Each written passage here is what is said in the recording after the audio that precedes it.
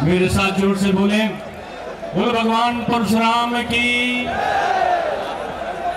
मंच पर उपस्थित पूज्य संतजन, मेरे सामने विराजित आदरणीय सांसदगण, विधायकगण, मंत्रीगण और ब्रह्म समाज के युवा प्रतिनिधियों, मैं विशाल समागम देख रहा हूं। ये जन समुद्र, ये विप्र जन समुद्र को देख रहा हूं।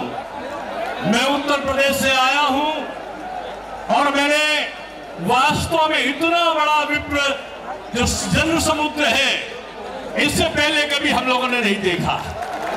आज राजस्थान के प्रमुख जयपुर के आसपास के क्षेत्रों का रास्ता जाम है। संतजन के श्री चरणों में बैठा हुआ विप्र समुदाय इस भारतवर्ष की सनातन संस्कृति रक्षण का संकल्प लेने के लिए यहां पर खड़ा है।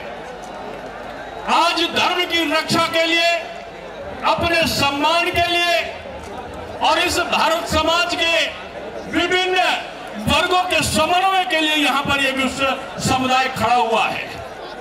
हम सब जानते हैं कि हमारा जो ब्राह्मण है वो कर्म, उसके विचारों की, जो ब्राह्मण का कर्म है उसके विचारों की सर्वश्रेष्ठ व्याख्या है।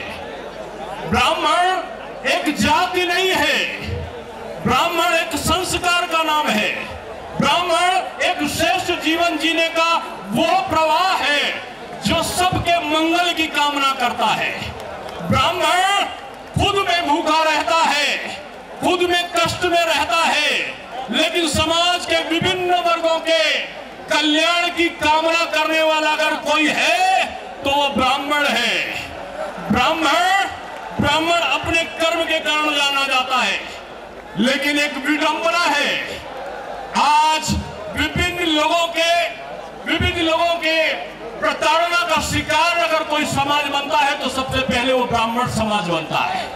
क्यों? शताब्दियों से चले आ रहे विभिन्न युगों का जब अंत हुआ है तो अपनी ब्राह्मण की श्रेष्ठता हर जगह जाहिर हुई है। जब जौहरियों की कमी पड़ जाती है ना, तो हीरे, जो कांच के टुकड़े हैं, वो भी हीरे दिखाई पड़ने लगते हैं। ये ब्राह्मण समाज अपने आप में एक शक्ति है और वो ऐसी शक्ति है जो समाज के विभिन्न वर्गों को एकजुट करती है। कौन कहता है कि ब्राह्मण विभाजनकारी है? विवाह होगा तो हम उसमें व्यवस्था में जोड़ते हैं कि एक काम होगा नाई समाज का, तो दूसरे वैश्य समाज का, तो तीसरा किसी और समाज का। सारे समाजों को एकत्रित करके हर मांगलिक कामों को करने का संकल्प लेता है, वो ब्रह्म समाज है। इसलिए मैं आप सबसे कहना चाहता हूं कि आज बदलते हुए इस जीवन में ये जो जन समुद्र खड़ा है ना, ये बदला लेने के लिए नहीं खड़ा है, ये समाज में बदलाव के लिए खड़ा है। कौन सा बदलाव? हमारी पहचान का बदलाव, हमारे सम्मान का बदलाव, हमारे ज्ञान का बदलाव, हमारे संस्कारों को, हमारे जो समाज में विग्रह करने वाली मनोवृत्तियां हैं, उनसे बचाव का संकल्प लेने के लिए समाज यहां पर खड़ा हुआ है। ये समाज आज जो पाश्चात्य संस्कृति का आक्रमण हो रहा है, उससे बचाने के लिए खड़ा हुआ है। आज लोग धर्म ग्रंथ को जला रहे हैं, उनको जलाने की आवश्यकता है। वह समाज की कुरीतियों को, ये दहेज को, ये अलगाव को, ये जातिवाद को, लेकिन लोग धर्म ग्रंथ को जला रहे हैं। राजनीति ने गलत तरीके से ब्राह्मण की व्याख्या की है। इसलिए आज ये जन समुद्र दिखा देना चाहता है कि हम राजनीति के लिए नहीं, हम सामाजिक बदलाव के लिए यहाँ पर खड़े हुए हैं, हम राष्ट्र रक्षा के संकल्प के लिए यहाँ पर खड़े हुए हैं। इसलिए हम सब आप सबसे कहना चाहते हैं कि परिवर्तन निश्चित है। आज के जन समुद्र से परिवर्तन निश्चित है।